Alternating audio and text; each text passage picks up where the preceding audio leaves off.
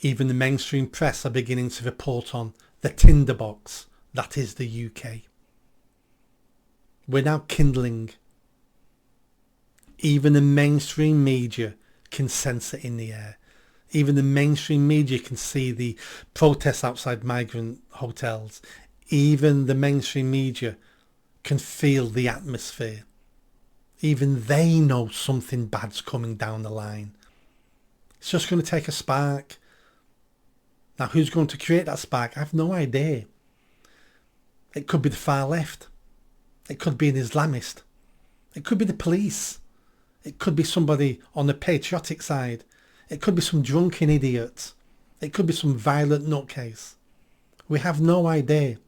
But a spark is going to happen, and people will react, and then that will catch on. And it will be like a domino game. You push the first domino over, and then you can't control it, because each domino hits 2 other dominoes, which then hit 3 dominoes, which hit 9 dominoes. And next thing you know, it's all falling down. And you can't stop it anymore. It's a chain reaction. And I think that's going to happen. I can feel it in the air. I'm talking to people I've known for decades who are telling me they've had enough. And some of them are well off. Some of them are not well off. And the well off ones are going, I don't care I'm well off. I feel like a coward. I'm seeing my country die in front of my eyes. And I've spent the last couple of decades going, don't worry about it. You're doing well. You're doing well. Don't mess. But they're saying I've got to a stage now where I'm looking at my children and grandchildren going, well, who's going to save it for them? Who's going to save them? And the poorer people who I know are saying, I've got nothing to lose. This country has given me nothing. I can't get a job. I'm stuck on benefits. Everyone hates me because I'm white or straight or British. I feel this country's persecuting me. The game's rigged.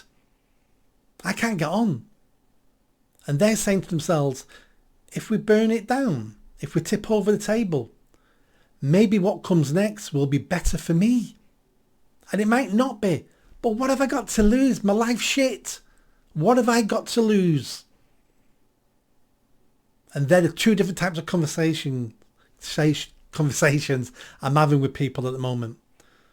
Those who feel like cowards for doing nothing because they've seen what's been happening for years, or those who are going, I'm at rock bottom.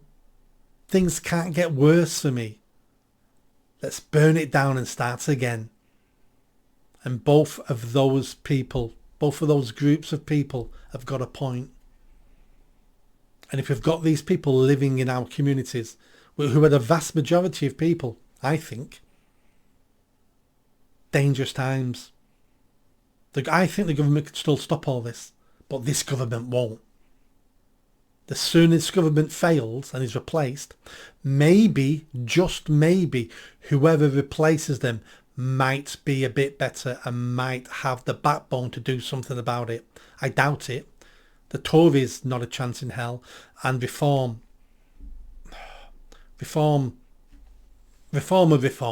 You make your own judgment on reform.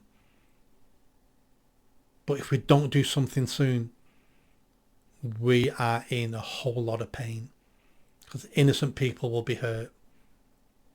Always happens with revolution. Always happens with mass urban violence.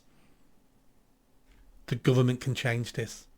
We need to make sure the government is listening to us before it's too late. Before it's too late. But the fact the mainstream media is reporting on this is good news. It means it's not a side issue anymore now. It means they're seeing it, they're sensing it, they're smelling it, and they're going, oh, Tinderbox UK. That's our new nickname, Tinderbox UK. Make sure you subscribe, and I'll see you next time.